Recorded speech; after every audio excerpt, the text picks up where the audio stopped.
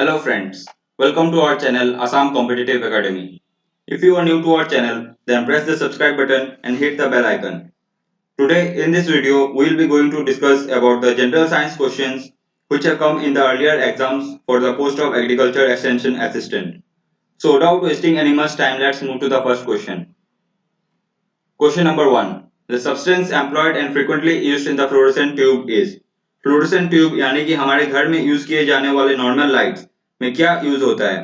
तो इसका आंसर होगा क्या, mercury vapour and argon. That is option number C, mercury vapour and argon. So let's move to the next question. Which of the following is the heaviest metal.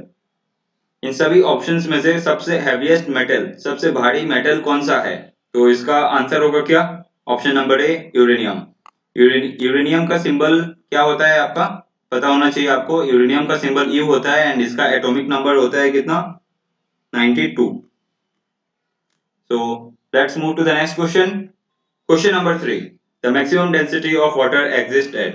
तो इसका सही जवाब होगा आपका option number B, +4 degree C. +4 degree C पे पानी की density जो होती है वो सबसे ज्यादा होती है। 100 डिग्री सी पे क्या होता है, ये आपका पानी बॉयल हो जाता है एंड 0 डिग्री पे फ्रीज। और हमेशा आपको याद रखना चाहिए कि +4 डिग्री सी पे पानी की जो डेंसिटी होती है वो सबसे अधिक होती है। So let's move to the next question. Question number 4, which of the following is liquid at room temperature. नीचे दिए गए सभी ऑप्शंस में से कौन सा एलिमेंट जो है वो लिक्विड होता है रूम टेम्परेचर। रूम टेम्परेचर होता है क्या आपका 20 टू 25 डिग्री सी, जिसपे आपका एवरेज रहता है अराउंड 23 टू 24 डिग्री। तो इसका सही जवाब होगा आपका क्या, option number A, mercury. Mercury room temperature पे हमेशा लिक्विड स्टेट में रहता है। So let's move to the next question. Question number 5, the process of change of a solid directly into gaseous state is known as. अगर हम लोग किसी solid को डायरेक्टली बिना लिक्विड स्टेट में कन्वर्ट किए अगर हम लोग उसको गैसियस स्टेट में ट्रांसफॉर्म करें, देन उसको हम लोग क्या बोलेंगे। तो उस प्रोसेस को हम लोग बोलते हैं सब्लिमेशन। तो इसका सही जवाब होगा आपका option number C, sublimation. So let's move to the next question. Question number 6. Which blood vessels have the smallest diameter? कौन से ब्लड वेसल को हम लोग सबसे छोटा मानते हैं। तो इसका सही जवाब होगा आपका capillaries. Capillaries are the smallest blood vessels. ये आपका क्लास 8 या 9 लेवल का क्वेश्चन है जो बहुत ही आसान है, आपको ये याद रहना चाहिए। So let's move to the next question. Question number 7. The largest number of sweat glands are present in which part of the human body?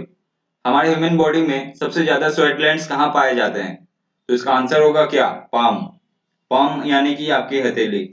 That is option number C will be the correct answer palm. So let's move to the next question. Question number 8, what are the building blocks of protein known as. Proteins किससे बनता है, सबसे छोटा चीज है जिससे proteins बनता है उसको हम लोग क्या कहेंगे।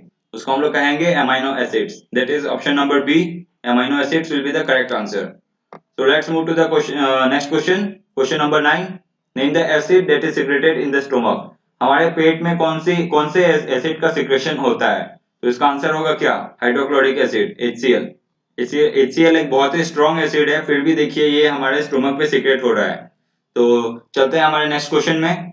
Question number 10, plants receive there nutrients from. तो इसका आंसर क्या होगा आपका, इसका आंसर होना चाहिए आपका सॉइल। हमेशा देखिए इसका कंफ्यूजन लगा रहता है कि ये शायद लाइट से होता है या फिर स्टोमाटा वगैरह क्लोरोफिल, लेकिन इसका आंसर क्या होगा आपका, सॉइल होगा। सॉइल ही वो होता है जो हमारे प्लांट्स को न्यूट्रिएंट्स प्रोवाइड करता है। So let's move to the next question. Question number 11, movement of cell against concentration gradient is called. तो अगेंस्ट कॉन्सेंट्रेशन ग्रेडियंट लिखा हुआ है ना, देखिए ये थोड़ा सा ट्रिकी क्वेश्चन है। इसमें हम लोग एक्टिव ट्रांसपोर्ट या फिर ऑस्मोसिस या फिर पैसिव ट्रांसपोर्ट में हम लोग कंफ्यूज हो जाएंगे। ये सभी ऑप्शंस देखिए पूरा रिलेटेबल है, एक दूसरे के साथ रिलेटेबल है, लेकिन इसका सही जवाब होगा क्या आपका, एक्टिव ट्रांसपोर्ट होगा। तो ऑप्शन नंबर बी इसका सही जवाब हो जाएगा, active transport. So let's move to the question number 12, which instrument measures and records the relative humidity of air. तो रिलेटिव ह्यूमिडिटी ऑफ एयर यानी ह्यूमिडिटी समझिए, इसको हम लोग कौन से इंस्ट्रूमेंट से हम लोग मेजर करते हैं। तो ह्यूमिडिटी मेजर करने वाला जो इंस्ट्रूमेंट होता है वो होता है आपका हाइग्रोमीटर। तो इसका आंसर होगा क्या, option number B. So let's move to question number 13, the fundamental scientific principle in the operation of battery is. तो बैटरी का जो प्रिंसिपल होता है, जिस जिस जिस प्रिंसिपल पे वो काम करता है उसको हम लोग क्या कहते हैं, डिसोसिएशन ऑफ इलेक्ट्रोलाइट्स। इस प्रिंसिपल पे बैटरी का फंक्शनिंग होता है। तो option number C will be the correct answer. So let's move to the next question. Question number 14. While catching a ball, a player pulls down his hands to lower the. तो इसका answer क्या होगा? इसका answer हो जाएगा momentum. Momentum को कमाने के लिए कोई भी प्लेयर अपने हैंड्स को पीछे खींचता है एक बॉल को पकड़ने के टाइम. तो इसका आंसर हो जाएगा आपका मोमेंटम. लेकिन देखिए अगर कहीं पे आपको क्वेश्चन में इम्पल्स दिया गया हो, इम्पल्स को भी आप टिक कर सकते हैं अगर वहां पे मोमेंटम प्रेजेंट ना हो. तो अगर ऑप्शन में मोमेंटम और इम्पल्स एक साथ तो शायद नहीं देंगे, लेकिन अगर दिया गया है देन आप मोमेंटम को टिक कीजिए, एंड अगर मोमेंटम नहीं दिया गया है एंड इम्पल्स दिया है देन आप इम्पल्स को टिक कीजिए. So let's move to the last question. Question number 15.